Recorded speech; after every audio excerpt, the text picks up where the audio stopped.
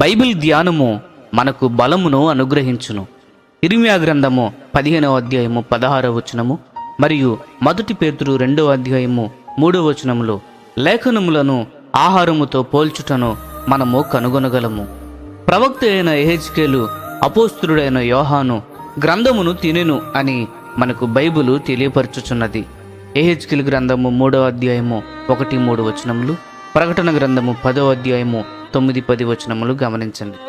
అవును, దేవుని పిల్లలు దేవుని వాక్యమును తిని జీర్ణించుకొందరు. ఆహారము మనకు బలమును ఇచ్చును. కాబట్టి మన శరీరము ఆహారము లేకుండా బలము పొందదు మరియు రక్షింపబడదు. ఏ వ్యక్తి అయితే శరీరము బలహీనముగా ఉండి సరిపడినంత ఆహారము లేకపోతే అతను రోగములను ఎదుర్కొనుటకు సామర్థ్యము కలిగి ఉండడు. అదే విధముగా ఎవరైతే దేవుని వాక్యమును తృణీకరింతురో మరియు నిర్లక్ష్యము చేసెదరో అటువంటి వారు ఆత్మీయ జీవితంలో పరిపక్వత చెందరు మరియు శోధనలను ఎదుర్కొనలేక ఎంతో హీనమైన స్థితిలో ఉందురు. మరియు ఈ కారణమును బట్టి అపవాది దాడులను ఎదుర్కొనుటకు దానికి ఎదురుగా నిలబడలేరు. అదే సమయంలో నీవు బైబిలు చదవటము ద్వారా నీవు బలమును పొందలేవు.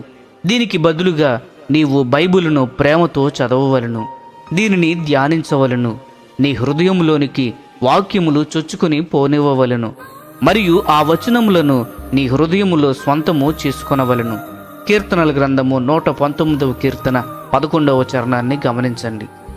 ఆయన పెదవుల ఆజ్ఞను నేను విడిచి తిరగలేదు, ఆయన నోటి మాటలను నా స్వభాభిప్రాయము కంటే ఎక్కువగా ఎంచితిని అని యోబు గ్రంథము 23వ అధ్యాయము 12వ వచనంలో యోబు ఎంతో ఆనందముతో చెప్పెను. ఎవరైతే ఇటువంటి ధైర్యం అనే స్వభావము కలిగి ఉందరో అటువంటి వారు సాతాను యొక్క మరణకరమైన దాడులను ఎదుర్కొనిన యోబు కలిగినటువంటి ధైర్యమును వారు కలిగి ఉందరు.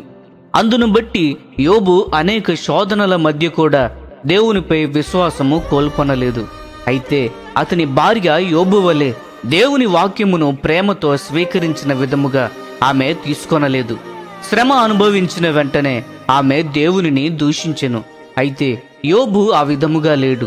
కాబట్టి యోబు మనందరికీ ఒక మంచి ఉదాహరణగా ఉన్నాడు. మనము ప్రతిరోజు దేవుని వాక్యము ధ్యానించుట వలన మన జీవితంలోని ప్రతి శోధనను ఎంతో ధైర్యముగా మనము ఎదుర్కొనగలము. ప్రియ స్నేహితులారా, మనము ఆత్మీయముగా అభివృద్ధి చెందుటకు దేవుని వాక్యము ఆత్మీయ ఆహారమై ఉన్నది. ప్రతిరోజు దేవుని వాక్యమును ధ్యానించదము. స్నేహితులారా, ఈ సందేశములు మీకు ఆశీర్వాదకరముగా ఉన్నట్లయితే లైక్ చేయండి, సబ్స్క్రైబ్ చేయండి, అనేకులకు షేర్ చేయండి. మీ విలువైన అభిప్రాయములను కామెంట్ రూపంలో మాతో పంచుకొనండి.